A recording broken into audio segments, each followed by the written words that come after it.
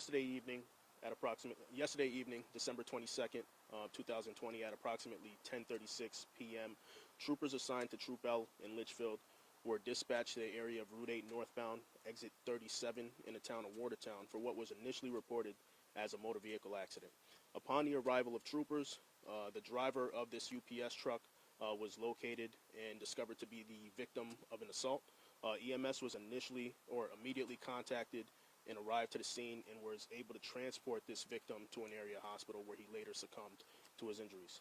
As a result of the now homicide investigation, detectives from the Western District Major Crime Squad were requested to respond to the scene and assume the investigation. They were quickly able to identify a suspect who has been identified as Elijah David Bertrand, who is described as a white male who stands about approximately 5 feet 7 inches tall, with long black hair that lengths down to his shoulders, blue eyes, last seen wearing jeans and a white jacket. We're asking members of the public, if you do happen to know this suspect or have any information regarding his whereabouts, to contact detectives as soon as possible. The contact number is 860-626-7900. Again, that contact number is 860-626-7900. Avoid making contact. We're just asking you to contact detectives as soon as possible if you do happen to see the suspect or know of his whereabouts. At this point, I'll try to answer any questions that you may have. And Trooper, I'm sorry, do you believe that this suspect, Mr. Bertrand, is a UPS employee? Is that correct? Based on some of the information that we have, we do know that he is employed with UPS. The exact capacity of his employment, unsure at the exact moment. So these guys sound like they were co-workers, or these people, I guess, he didn't identify with them. Do you have any information about what may have led up to this assault, which turned into a murder? So we do know that the suspect and the victim are known to each other. The extent of their relationship is unknown at this point. In terms of the motive that led this suspect to commit this crime, again, that is also unknown at this point. But the suspect was working with the victim at that time, right? Is that correct? Based on our belief at this point, that sounds to be correct. Is there a motor weapon recovered? So we're confident that a weapon that was located at the scene may be connected to the crime itself. But again, this is extremely early. The Office of the Chief Medical Examiner will be conducting an autopsy to determine the cause and manner of death.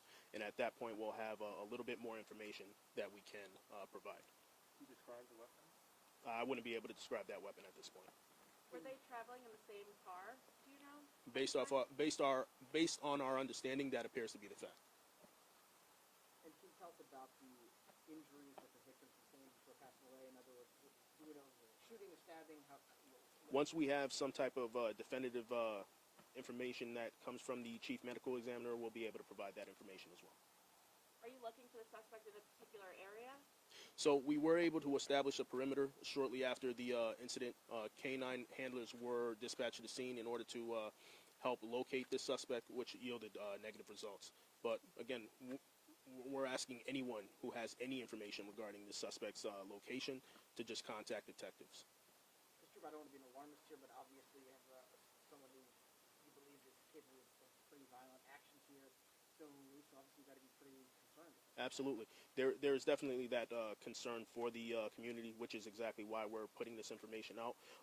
Based on what we know at this time, it doesn't appear this appears to be a isolated incident. But again, that information is preliminary and again subject to change. But again, as soon as we have any definitive information, we'll be able to provide that. Does Mr. Bertrand have a history of violent actions that you know about, and also can you tell us his last known address or anything like that? Based on our understanding, his last known address is at a Coventry. But again, we'll be able to provide you information regarding any type of criminal history, maybe at a later date in time.